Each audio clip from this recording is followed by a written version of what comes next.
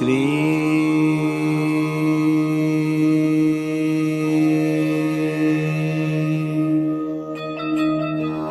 बाबा स्वामी नमो नमः।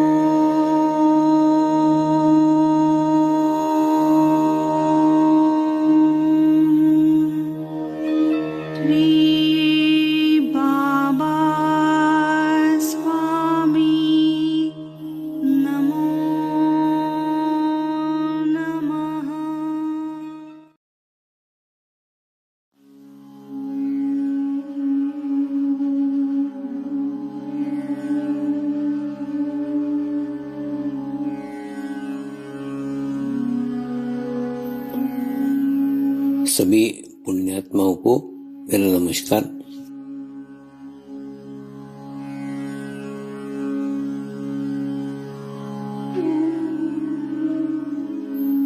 गुरुर्ब्रह्मा गुरुर्विष्णु गुरुर्देवो महेश्वरा गुरु साक्षात् परब्रह्म तस्मै श्री गुरुवे नमः।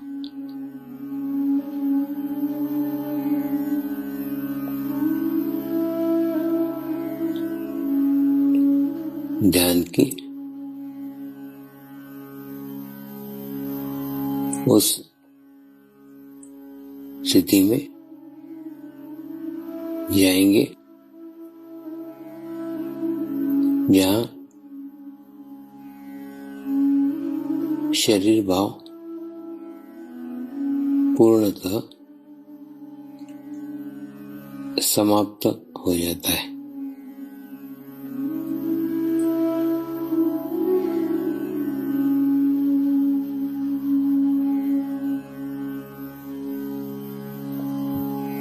अपने पूरे शरीर को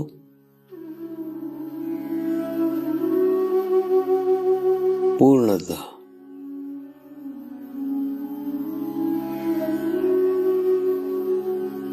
शिथिल छोड़ देंगे, एकदम रिलैक्स हो जाइए।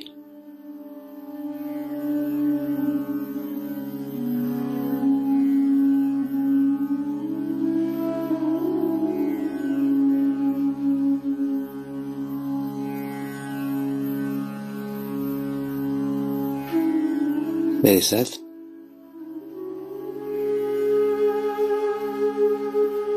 मंत्र का उच्चारण करेंगे।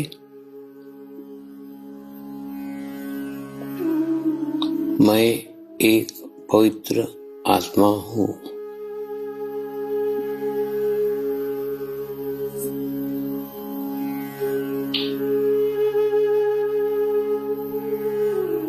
मैं एक शुद्ध आत्मा हूँ।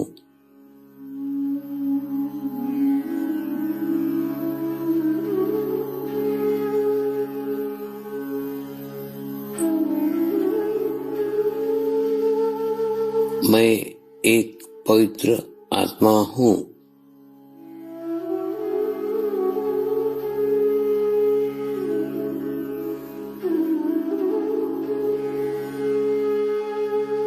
मैं एक शुद्ध आत्मा हूँ।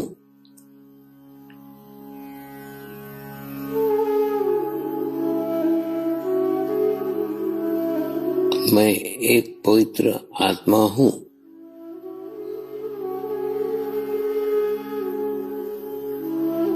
मैं एक शुद्ध आत्मा हूँ।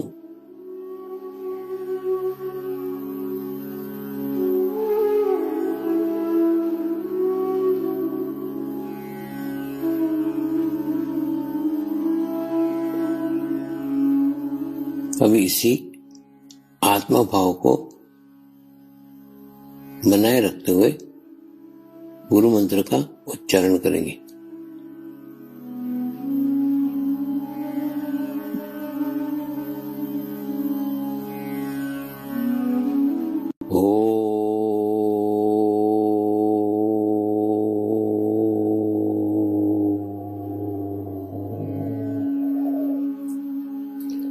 श्री शिव कृपानंद स्वामी नमो नमः।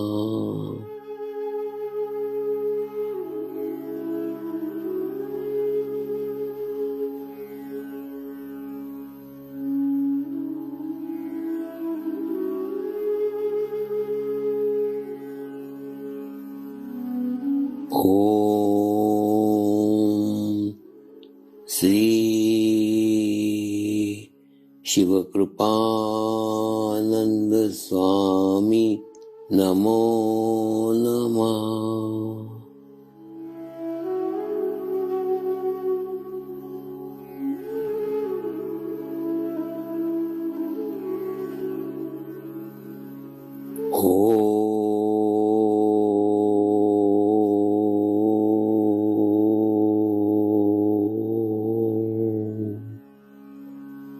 श्री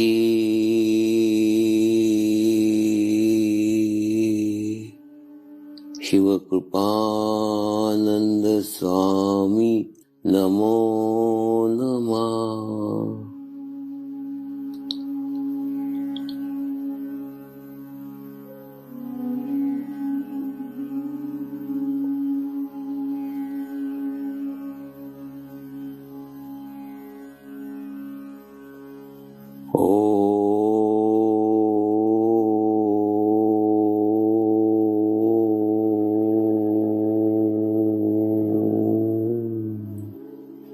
श्री शिव कृपानंद स्वामी नमो नमः।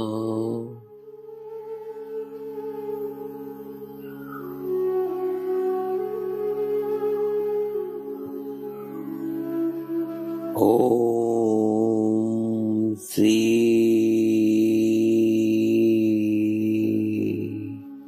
शिव कृपानंद स्वामी नमो नमः।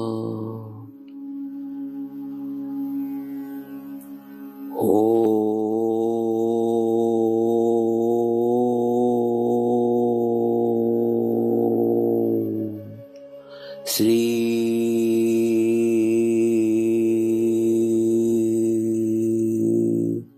शिव कृपानंद स्वामी नमो नमः।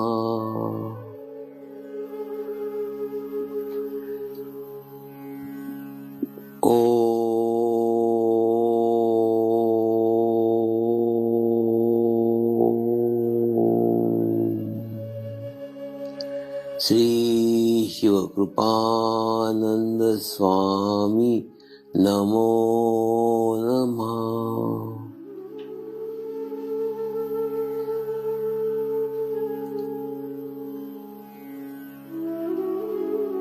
ओम श्री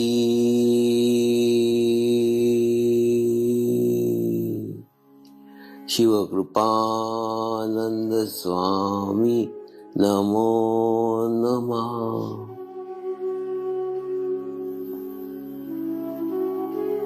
ओम श्री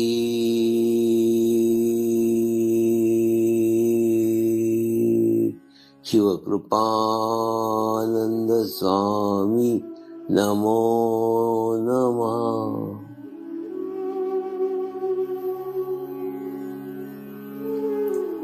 अब आप अपना चित्त सहस्त्रार पे रख के थोड़ी देर के लिए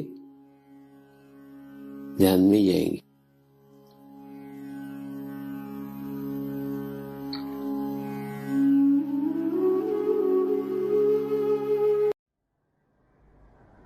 आए हुए सभी पुण्य आत्माओं को मेरा नमस्कार। वेलकम फॉरेन समर्पण साधक, please close your eyes and close your mind. Please keep attention only my vibrations and vibrations language, beyond any word, beyond any language. Please keep your attention my vibrations.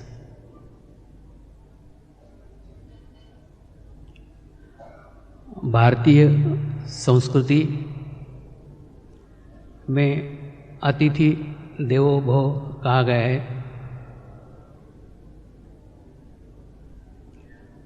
उसी को परंपरा को जारी रखते हुए प्रथम इन अतिथियों से बात की।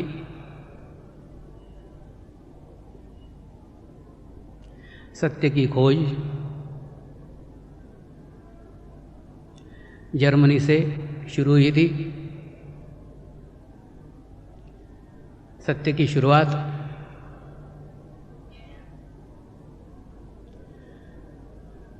जर्मनी से शुरू हुई थी और ये बहते बहते आज आप तक आ पहुंची है। सत्य के खोज में किसने कितनी सीमाएं क्रॉस की, कितनी सीमाओं को छोड़ा, ये सीमाएं उनके त्याग की प्रतीक है। ये सीमाएं उनके सत्य शोधन की तीव्रता के प्रतीक है। उन्होंने अपने देश के सीमा को क्रॉस किया, उन्होंने अपने धर्म के सीमा को क्रॉस किया, उन्होंने अपने भाषा के सीमा को क्रॉस किया, उन्होंने अपने रंग के सीमा को क्रॉस किया और सत्य के खोज की शुद्ध इच्छा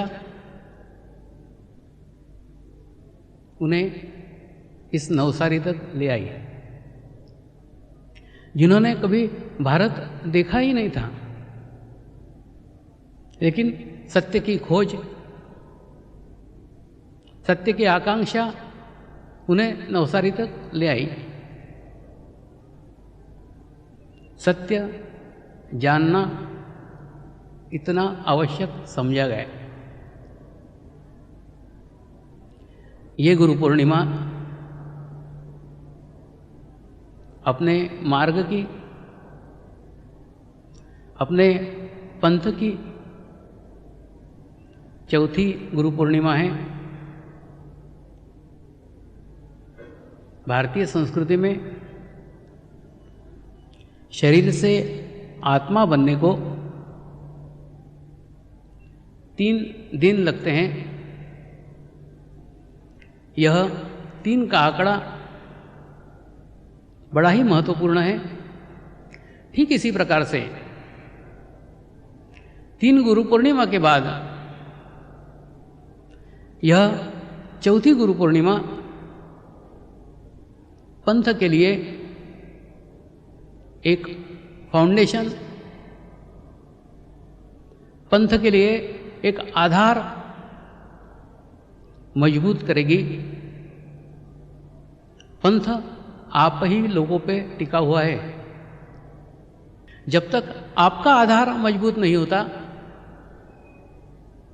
जब तक पंथ का आधार मजबूत हो ही नहीं सकता।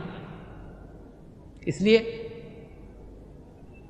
इस आधार के साक्षी आज आप लोग हैं। इस प्रथम आधार शिविर के साक्षी आप हैं। आप वो भाग्यवान लोग हैं जो पंथ को एक आधार स्तंभ देने के लिए जा रहे हैं, पंथ को एक आधारशिला देने के लिए जा रहे हैं। यह महसूस किया गया। ध्यान में प्रगति, ध्यान को समझना, ध्यान को आत्मसात करना बहुत बात की बात है। सर्वप्रथम जो धारणाएं लेकर आज हम वर्षों से चले आ रहे हैं, जो धारणाएं लेकर हम हमारा जीवन व्यतीत करते हैं, ये महत्वपूर्ण दो धारणाएं आज स्पष्ट होना आवश्यक है। इसलिए आज के शिविर में मैंने आपको प्रत्येक को बोलने का चांस दिया था, प्रत्येक को बोलने का अवसर दिया था। आपको कहा गया कि सूर्य के सामने प्रकाश की कोई हैसियत नहीं है, लेकिन सृष्टि का नियम है, प्रत्येक जगह प्रत्येक वस्तु की हैसियत है। अगर आप मुझे सूरज समझते हैं तो आप प्रकाश हैं, और आपकी भी एक हैसियत है। सूरज की एक सीमाएं हैं, प्रकाश जहां पहुंच सकता है वहां सूरज नहीं पहुंच सकता। ठीक उसी प्रकार से आपका भी महत्व पंथ में उतना ही है जितना एक सूरज का है, जितना मेरा है उतना ही आपका है, समान है, एक जैसा है। क्योंकि आप समाज में उस घर घर तक जा सकते हैं, आप समाज में उस गांव गांव तक जा सकते हैं, आप समाज में उस आत्मा तक जा सकते हैं जो इस आत्मा इसके लिए योग्य है। ये कार्य मैं नहीं कर सकता।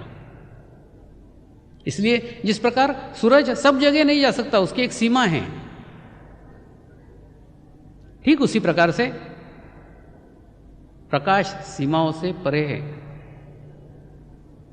प्रकाश सब जगह जा सकता है। इसलिए आप प्रकाशित हो, आपकी धारणाएं स्पष्ट हो। जो कुछ धारणाएं लेके आप चले थे, वो धारणाएं स्पष्ट होना आवश्यक है। सर्वप्रथम मनुष्य एक प्रयत्नशील प्राणी है और सदैव प्रयासरत रहता है, प्रयत्नशील रहता है। लेकिन जीवन में जब कभी विपदा आ जाए, जीवन में जब कभी असफलता आ जाए, जीवन में जब कभी लगे कि मेरे सारे प्रयत्न करने के बावजूद भी कुछ बाकी रह गया है, 99 मार्क्स तो आप ला सकते हैं प्रयत्न के द्वारा, एक मार्क जब तक नहीं मिलता, जब तक शतक पूर्ण नहीं होता। इस बात का एहसास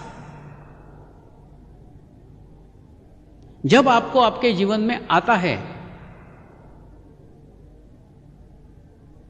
बस यहीं से महसूस होने लग जाता है कि कोई एक शक्ति है, जो शक्ति की आवश्यकता हमारे जीवन में है, और उस शक्ति के बिना ये सारे प्रयत्न बेकार हैं। इस प्रयत्नों को सफलता उस शक्ति के बिना संभव ही नहीं है।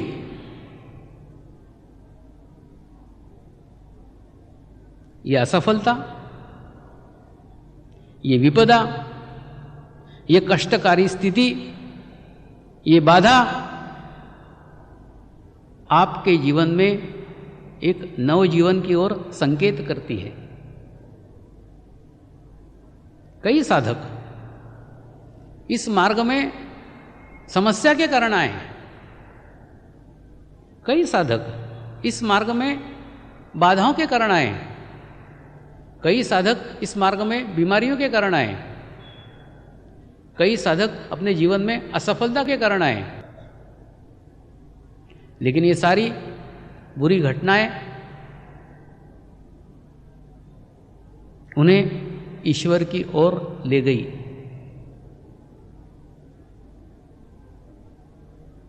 परमात्मा, परमेश्वर आपको अपनी ओर बुलाने के लिए, अपने ओर ले जाने के लिए ये सब माध्यम खड़े करता है। जब परमात्मा की अनुभूति हो जाती है तो ये समस्याएं कब दूर हो गई पता ही नहीं चलता, ये बीमारियां कब दूर हो गई पता ही नहीं चलता, ये रुकावटें कब दूर हो गई पता ही नहीं चलता। फिर ऐसा लगता ये घटनाएं मेरे जीवन में उपहार लेके आई है, ये घटना मेरे जीवन में नहीं आती तो शायद मैं ईश्वर की तरफ मुड़ता ही नहीं।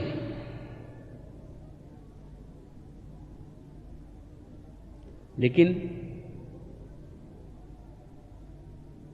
कई लोग ऐसे भी हैं जिनके जीवन में एक आध्यात्मिक ऊंचाई प्राप्त हो गई है, जीवन की समस्याएं लड़ने की शक्ति उनमें है, बीमारियों की वो परवाह ही नहीं करते, जीवन की कोई समस्या उनका ध्यान अपनी ओर आकर्षित ही नहीं कर सकती। फिर भी एक अतृप्त प्यास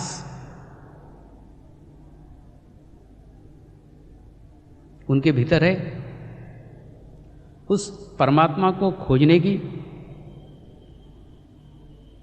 उस परमात्मा को जानने की। उस खोज के कारण भी, इस शुद्ध इच्छा के कारण भी कई लोग इस मार्ग में आए हैं। यह बात रही माध्यम की। अब जब मनुष्य के जीवन में कहीं उसके प्रयत्न कम पड़ते हों, मनुष्य के जीवन में कहीं ऐसा एहसास होता है कि कुछ खालीपन मेरे भीतर है, मेरे अंदर है, तो वो परमात्मा के अस्तित्व को मानने लग जाता है। पर सर्वप्रथम हमारी शुरुआत ही गलत होती है। हम बोलते हैं परमात्मा ने इस विश्व का निर्माण किया है, परमात्मा ने इस जगत को बनाया है। ये शुरुआत ही परमात्मा की ओर गलत कदम है। परमात्मा कोई कुम्हार नहीं है जो मटका बनाने के बाद देखता रहे मेरा मटका सुंदर बना या नहीं बना। मटके के भीतर जिस मिट्टी से मटका बना हुआ है, उस मिट्टी के कण कण में भगवान है। परमात्मा इस सृष्टि से अलग नहीं है, परमात्मा इस जग से अलग नहीं है, और अलग बैठ के वो इस दुनिया को देख रहा है, ऐसा कुछ नहीं है। ये सारे विश्व को चलाने वाली शक्ति, सजीव और निर्जीव को क्रियान्वित करने वाली शक्ति एक विश्व चेतना है, जिसे हम परमात्मा का नाम दे सकते हैं। इससे आपको स्पष्ट हो गया होगा कि विश्व चेतना सारे विश्व के कण कण में फैली हुई है,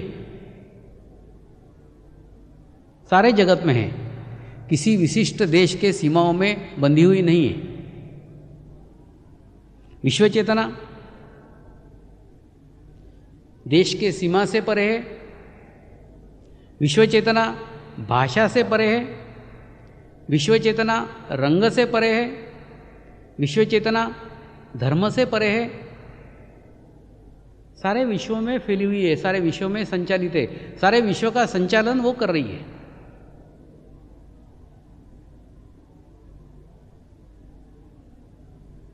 आप जब आपके जीवन में निराश हो जाते हैं, आपके जीवन में जब ऊब जाते हैं, जब आपको महसूस होता है कि आपकी ऊर्जा थोड़ी कम हो गई है, आपकी कार्य शक्ति थोड़ी कम हो गई है, उस कार्य शक्ति को बढ़ाने के लिए आप रिसोर्ट में जाते हैं, पहाड़ों के किनारे जाते हैं, समुद्र के किनारे जाते हैं, नदी के किनारे जाते हैं। यहां भी आप जाते हैं, एक आत्मिक शांति का अनुभव पाते हैं। क्यों? क्योंकि वहां पे विश्व चेतना भरी हुई है। विश्व चेतना के सानिध्य में जैसे आप जाते हैं, उसका एहसास आपको अवश्य होता है। वहाँ जाके आपको आनंद की प्राप्ति होती है, शांति की प्राप्ति होती है, एक मन शांत हो जाता है, आत्मा स्थिर हो जाती है, बस वहीं पर रहने की इच्छा हो जाती है। ठीक इसी प्रकार की शांति आपको किसी सद्गुरु के सानिध्य में भी प्राप्त होती है। देखिए कैसा विरोधाभास है। पहाड़ निर्जीव है, नदी निर्जीव है, समुद्र निर्जीव है और सद्गुरु सजीव है। लेकिन आत्मिक शांति चारों के पास समान रूप से अनुभव होती है। चारों के पास जाने मात्र से सुख की प्राप्ति होती है, आत्म शांति की प्राप्ति होती है। तो क्या कारण है कि हमको यह अनुभव होता है? कारण एक ही है। परमात्मा की शक्ति विश्व के कण कण में फैली हुई है, लेकिन जहाँ ये कण कण एकत्र हो जाते हैं, जहाँ कण का समूह हो जाता है, जहाँ कण की सामूहिकता हो जाती है, जहाँ कण की कलेक्टिविटी हो जाती है, उस सामूहिकता होने के कारण, वो कलेक्टिविटी होने के कारण वहाँ पे एक बहुत बड़ी ऊर्जा, एक बहुत बड़ी चेतना निर्माण हो जाती है। और जब हम इस विश्व चेतना के सामूहिकता में जाते हैं, कलेक्टिविटी में जाते हैं, तो उसका तीव्र एहसास हमें होने लग जाता है। जब आप पहाड़ों के सानिध्य में जाते हैं, वहाँ पे तटस्थ पत्थरों की सामूहिकता है, अटल पत्थरों की सामूहिकता है। हजारों साल से वहाँ पत्थर स्थित है, एकत्र है, सामूहिक रूप से बैठे हुए हैं। उन पत्थरों की सामूहिकता के कारण पहाड़ के ऊपर हमको शांति प्राप्त होती है। आप समुद्र के किनारे जाते हैं, समुद्र के किनारे भी करोड़ों पानी की सामूहिकता है, पानी के करोड़ों कण अथांग सागर में विद्यमान हैं। कई आए और कई चले गए। समुद्र वहीं के वहीं हैं। तो उस वहीं के वहीं की सामूहिकता, कलेक्टिविटी वहाँ पे विश्व चेतना का आभास हमें कराती है। ठीक इसी प्रकार से आप नदी के किनारे भी जाते हैं, नदी के किनारे भी करोड़ों पानी के कण प्रवाहित होते रहते हैं, बहते रहते हैं, और वो बहने के कारण, उस हजारों कणों को साथ में रहने के कारण उनमें भी सामूहिक शक्ति निर्माण हो गई है। ठीक इसी प्रकार की स्थिति बल्कि इससे भी अधिक सशक्त स्थिति, इससे भी अधिक सजीव स्थिति सद्गुरु के सानिध्य में भी प्राप्त होती है। सद्गुरु जिसने अपना अस्तित्व हजारों साधकों में विलीन कर लिया हो, हजारों आत्माओं में बांट दिया हो, हजारों आत्माएं जिसके साथ जुड़ी हुई हो, ऐसे सद्गुरु के सानिध्य में भी आप जाते हैं तो एक शरीर के सानिध्य में जाने मात्र से हजारों शरीरों की सामूहिकता आपको प्राप्त होती है, क्योंकि हजारों आत्माएं उस शरीर के साथ जुड़ी हुई होती है। उसके सानिध्य में जाने मात्र से भी आपको अनुभूति प्राप्त होती है, आपको वही शांति प्राप्त होती है, आपको वही सुख प्राप्त होता है। इससे हमें स्पष्ट होता है कि परमात्मा एक विश्वव्यापी शक्ति है जो कण कण में फैली हुई है, और हमें उसके दर्शन सामूहिकता में होते हैं, कलेक्टिविटी में होते हैं। लेकिन कोई शरीर परमात्मा हो ही नहीं सकता, क्योंकि शरीर नाशवान है, शरीर नष्ट होने वाला है, और परमात्मा की शक्ति नाशवान नहीं है। विश्व चेतना स्थायी है, वो कभी नष्ट नहीं हो सकती। हाँ, रूप परिवर्तित हो सकती है। इसलिए किसी भी शरीर को परमेश्वर मानने की भूल मत करो। कोई भी शरीर परमात्मा ना था, ना है, ना होगा, क्योंकि शरीर नष्ट होने वाला है।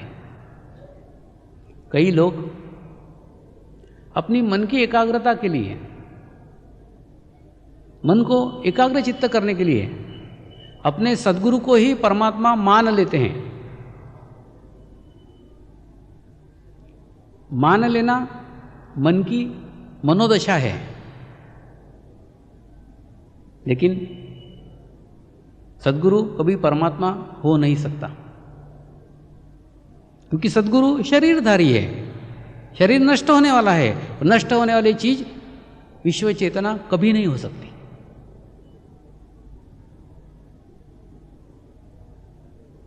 हाँ, वो बात अलग है। एक शरीर से विश्व चेतना बह सकती है। क्यों? क्योंकि वो शरीर होकर भी अस्तित्व विहीन है, निखालस है, खाली है। उसके माध्यम से विश्व चेतना बहेगी। पाइप कभी पानी हुआ है? कभी नहीं। पाइप है, पानी पानी है। इसलिए पाइप को पानी समझने की भूल मत करो। आपका चित्त पाइप पे कभी नहीं होना चाहिए। क्योंकि पाइप पे चित्त रहेगा तो पाइप के दोष भी साथ में होंगे।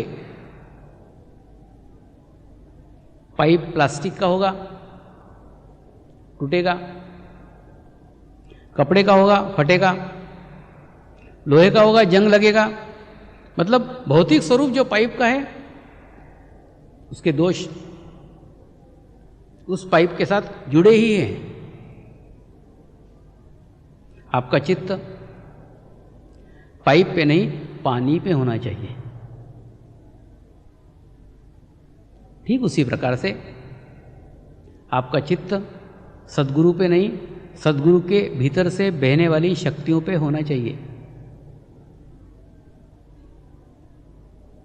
शरीर तो माया है, शरीर आपको भ्रमित कर सकता है, शरीर के दोष दिख सकते हैं।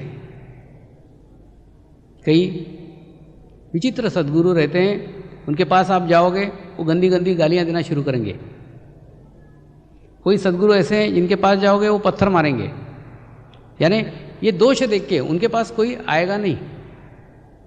आपका चित्त पाइप पे नहीं, पानी पे होना चाहिए। यानी हमारे परमात्मा की धारणा स्पष्ट हो जानी चाहिए। परमात्मा एकमात्र विश्व चेतना है और विश्व चेतना किसी सजीव माध्यम के द्वारा ही आपसे जुड़ सकती है। किसी सजीव माध्यम के द्वारा ही आप उस विश्व चेतना के साथ जुड़ सकते हो, उसकी अनुभव कर सकते हो और अनुभव करने के बाद धीरे धीरे आप उसमें विलीन होते जाते हो और विलीन हो जाने के बाद आपका अस्तित्व शून्य हो जाता है। और अस्तित्व शून्य हो जाने के बाद फिर बाहर भी विश्व चेतना है, भीतर भी विश्व चेतना है। आप विश्व चेतना में समाहित हो जाते हो। इस प्रकार से परमात्मा के बारे में आपकी धारणा स्पष्ट हो गई होगी। कई लोग जब परमात्मा की खोज में निकलते हैं तो पुराने संतों के चरित्र पढ़ते हैं, कई आध्यात्मिक पुस्तकें पढ़ते हैं और ज्ञान की प्राप्ति करते हैं। ज्ञान का और अनुभूति का बड़ा बेर है। जहाँ ज्ञान है वहाँ अनुभूति कभी नहीं आ सकती। ज्ञान को छोड़ना होगा। जहाँ बुद्धि का विलय होता है वहाँ परमात्मा प्रकट होता है। परमात्मा की अनुभूति वहीं से शुरू होती है। इसलिए पोथी पुराण ये हमारे लिए गाइड बन सकते हैं, हमारे लिए मार्गदर्शक बन सकते हैं, लेकिन परमात्मा को मिला नहीं सकते, परमात्मा की अनुभूति करा नहीं सकते, क्योंकि सारी पुस्तकें निर्जीव है। आप सजीव हैं, परमात्मा सजीव है, तो भला ये निर्जीव पुस्तकें सजीव परमात्मा से आपको कैसे मिलाएंगी? आपको रास्ता दिखाया जा सकता है, आपको मार्ग बताया जा सकता है, लेकिन परमात्मा मिल नहीं सकता, परमात्मा की अनुभूति कभी नहीं हो सकती। इसलिए इन पुस्तकों के परे कोई सजीव माध्यम आपके जीवन में आ जाए, आपको कोई सजीव माध्यम मिल जाए, उस माध्यम के द्वारा आपको परमात्मा की अनुभूति हो सकती है। और अनुभूति होने के बाद आपकी सारी समस्याएं, आपके सारे प्रॉब्लम दूर करने के लिए आप स्वयं ही सशक्त हो जाते हैं। अब दूसरा विषय था धर्म। देखिए, धर्म के ऊपर बात करने के लिए, धर्म के विषय में विचार करने के लिए सर्वप्रथम हमको मानव जन्म की ओर जाना होगा। मानव जन्म के समय हम मानव शरीर धारण करते हैं। मानव जन्म के समय हमारे साथ शरीर होता है, आत्मा होती है और कुंडलिनी होती है। ये तीन वस्तुओं को लेकर मानव जन्म लेता है। तो आप समझ लीजिए कि आपका शरीर एक छोटा सा दिया है, कुंडलिनी आपके दिए का तेल है और आत्मा आपके दिए की बाती है।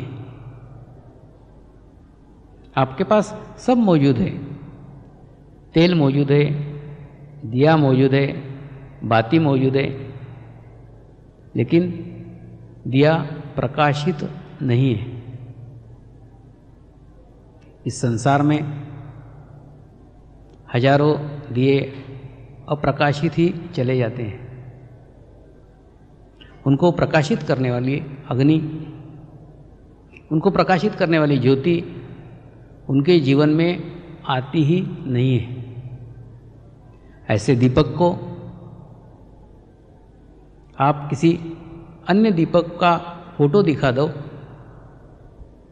इस दीपक को किसी अन्य दीपक का चरित्र दिखा दो, उससे ये दिया कभी प्रकाशित नहीं होगा। इस दिए को प्रकाशित करने के लिए जीवंत जलती हुई ज्योति की ही आवश्यकता है। जब तक वो ज्योति उस दिए के जीवन में नहीं आएगी, दिया कभी प्रकाशित नहीं हो सकता।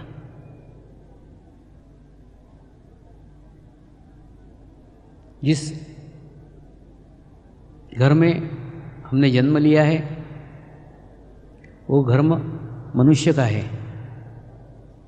तो मनुष्य के घर में जन्म लेते ही हमारे साथ सर्वप्रथम जुड़ता है मनुष्य धर्म। अगर हम घोड़े के यहाँ पैदा होते तो घोड़े का धर्म दौड़ना हमारे साथ जुड़ जाता।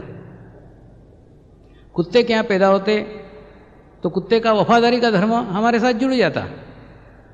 कुत्ते के पिल्ले को बताने नहीं बोलता कि मालिक के प्रति वफादार रहे, वो स्वयं जन्मजात वफादार रहता है। घोड़े के बच्चे को बताना नहीं पड़ता है कि तुझे तेज दौड़ने का है, वो जन्मजात दौड़ने का स्वभाव लेके पैदा होता है। हम घोड़े के घर पैदा नहीं हुए, हम कुत्ते के योनि में भी पैदा नहीं हुए, हम मानव योनि में पैदा हुए हैं। और जब मानव योनि में पैदा हुए तो सबसे पहले हमारे साथ जुड़ गया मनुष्य धर्म। मनुष्य का धर्म लेके हम पैदा हुए हैं।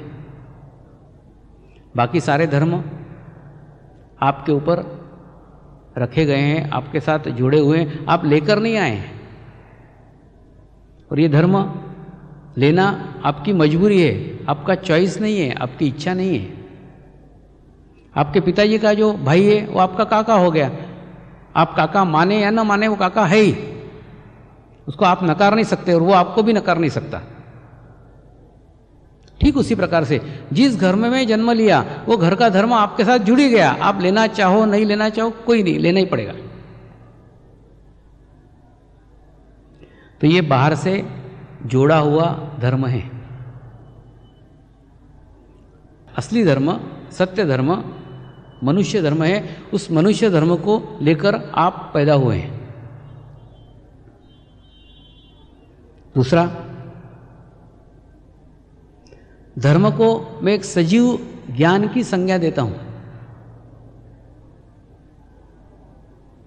धर्म यानी वो सजीव ज्ञान, वो नॉलेज जो आपको अच्छे और बुरे का ज्ञान कराता है। परमात्मा की जितनी कलाकृतियां हैं, जितनी खोपड़ियां बनी हैं, उन सब खोपड़ियों में मनुष्य की खोपड़ी बड़ी विलक्षण है। बड़े फुर्सत से परमात्मा ने इस मनुष्य को निर्माण किया है। और उस मनुष्य को निर्माण करने के बाद उसकी ओर आने के लिए अवरोध के रूप में बुद्धि डाली है। जहां बुद्धि विकसित होती जाएगी, परमात्मा दूर दूर दूर होते जाएगा। एक म्यान में दो तलवारें कभी नहीं रह सकती। बुद्धि की जहां समाप्ति होती है, परमात्मा की वहां शुरुआत होती है। तो परमात्मा को पाने के लिए उस बुद्धि से परे जाना होगा। जब हम उस बुद्धि के बाहर जाएंगे, तभी परमात्मा को पहचान सकते हैं, परमात्मा को जान सकते हैं। मनुष्य धर्म यानी वो सजीव ज्ञान, जो ज्ञान होने के बाद अच्छा क्या है, बुरा क्या है, इसका नॉलेज, इसका ज्ञान आपको आपके भीतर से ही होना लग जाता है। और इसी मनुष्य धर्म को जागरूक करने के लिए ये बाहर के सारे धर्म बनाए गए हैं। आप सभी धर्मों का अध्ययन करो। सभी धर्मों में दो ही बातें लिखी हुई है, ये बातें करो, ये बातें मत करो, ये बातें करो, ये बातें मत करो। ऐसे करते करते अंतिम उद्देश्य सब धर्म का एक ही है, वो है कि आपके भीतर का मनुष्य धर्म जागृत हो जाए। अब जब इन धर्मों की चर्चा कर रहे हैं, तो इनकी शुरुआत कहाँ से हुई? ये धर्म शुरू कहाँ से हुए? आज से हजारों साल पहले सारी पृथ्वी, सारी जमीन एक ही जगह एकत्र थी और एकत्र रह के वहाँ पे एक ही उपासना पद्धति थी। मनुष्य ने जाना कि पंच महाभूतों से हमारा शरीर निर्मित है। अगर इस शरीर को इन्हीं पंच महाभूतों में विलीन कर दूं तो फिर कुछ नहीं रह जाता है। और जब कुछ नहीं रह जाता है, जब अपना अस्तित्व शून्य हो जाता है, तो परमात्मा के साथ सीधा संपर्क स्थापित हो जाता है। इस पद्धति से मानव ने सर्वप्रथम ईश्वर की तरफ जाने का प्रयास किया। बाद में उस पृथ्वी के टुकड़े टुकड़े हो गए। उसमें का एक टुकड़ा जाके बहते बहते हिमालय से जाके टकराया। वो टुकड़ा हमारा भारत है। लेकिन वही पुरानी पद्धति विश्व के सब टुकड़ों में आज भी विद्यमान है। हमारे यहाँ हिमालय में आर्य इसी पद्धति से ध्यान करते हैं, इसी पद्धति से मेडिटेशंस करते हैं।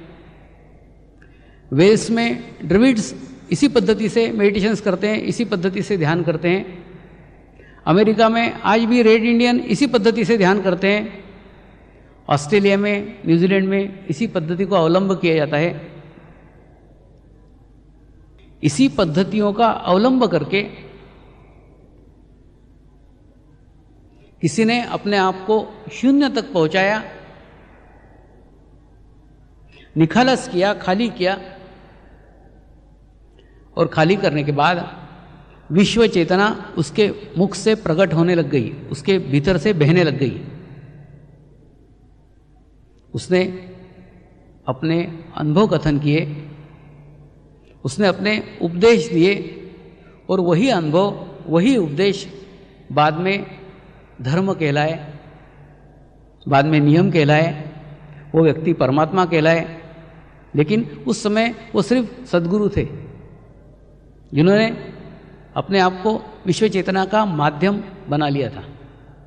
इस प्रकार अलग अलग धर्मों की स्थापना हुई, और अलग अलग धर्मों की स्थापना होने के बाद सबका उद्देश्य एक ही था, भीतर के मनुष्य धर्म की जागृति करना। और मनुष्य धर्म की जागृति के बाद निर्माण होता है प्रेम। तो मनुष्य को मनुष्य से अलग करे, ये कोई धर्म ही नहीं है, किसी धर्म में ये बताया नहीं है। लेकिन आज ये सारे धर्म पुस्तकों में सिमट कर रह गए।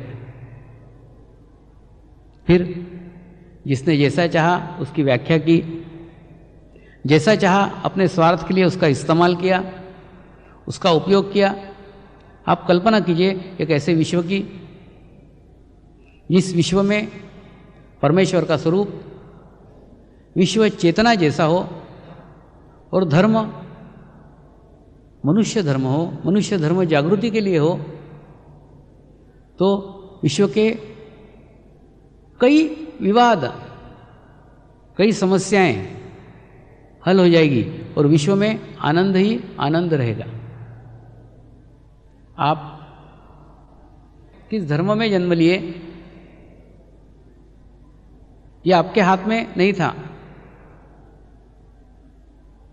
आपको उस घर में आना पड़ा, आने के बाद में उस घर का धर्म आपके साथ जुड़ गया, आप उस धर्म के व्यक्ति कहलाए।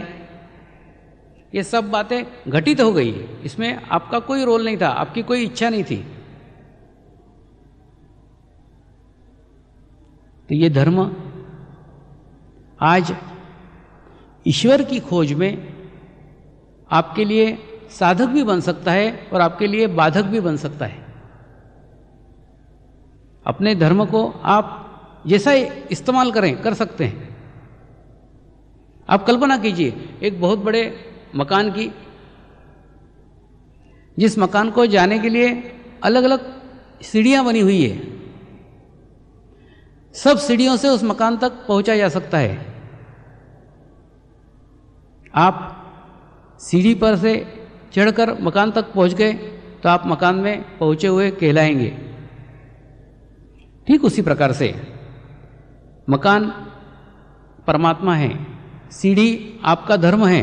लेकिन अगर आप आपके ही सीढ़ी पे बैठे रहे, आप आपके ही धर्मों में बैठे रहे, और आप कहें मैंने परमात्मा को पा लिया, तो ये आपके मार्ग का बाधक है। आप सीढ़ी पे पहुंचे हैं, सीढ़ी पे पहुंचा हुआ व्यक्ति मकान में पहुंचा हुआ नहीं कहलाता। वो सीढ़ी पे बैठ के ही खुश होता है कि मैंने परमात्मा को पा लिया।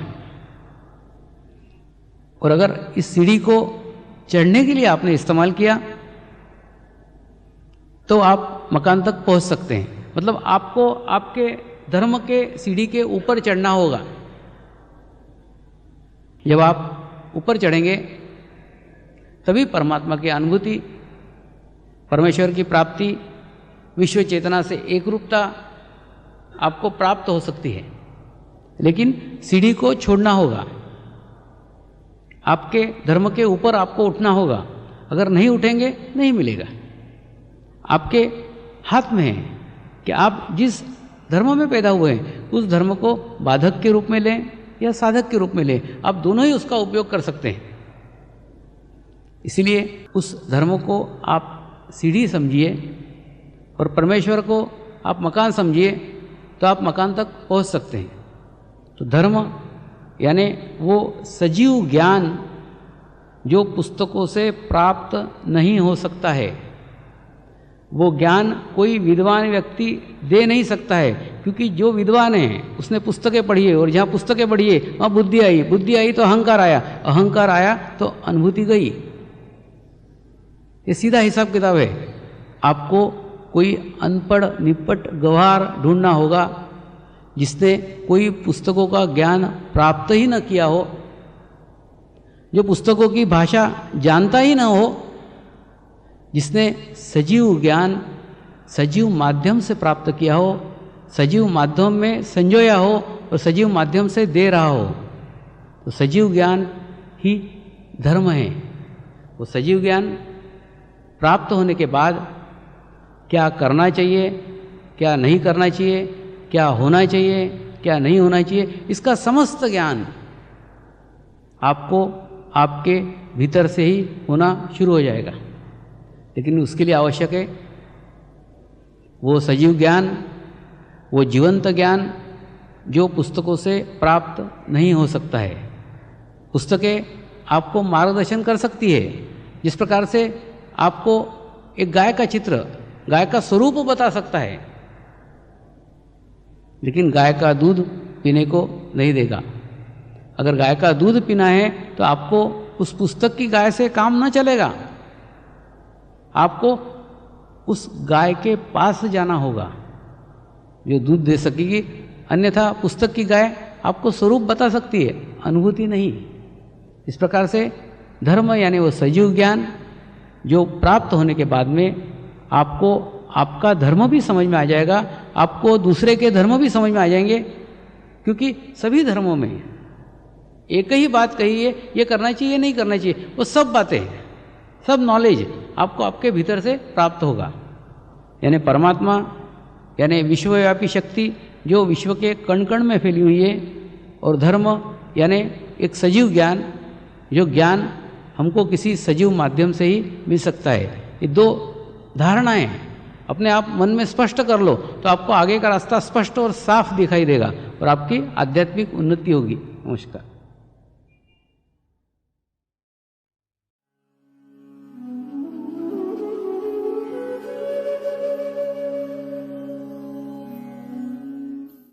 अब हम प्रार्थना करेंगे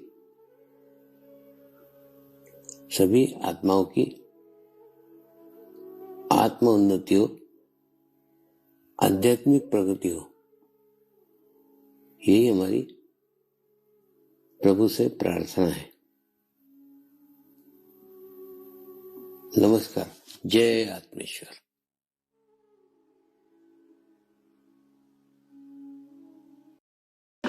शांति पाठ करेंगे।